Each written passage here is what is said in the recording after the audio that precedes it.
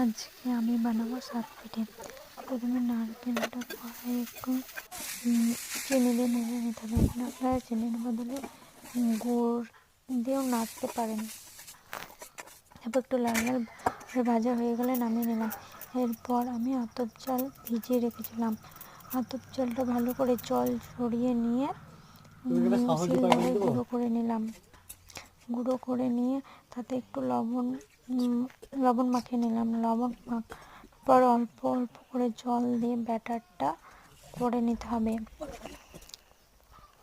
ব্যাটারটা হয়ে গেলে উনুনে কড়াই বসিয়ে একটা করে পিঠে দিয়ে দিতে হবে। পিঠের ওপর অল্প অল্প করে নারকেলের পুর দিয়ে দিতে হবে। এখানে আপনারা পুরের বদলে অন্য মিষ্টিও ব্যবহার করতে পারেন।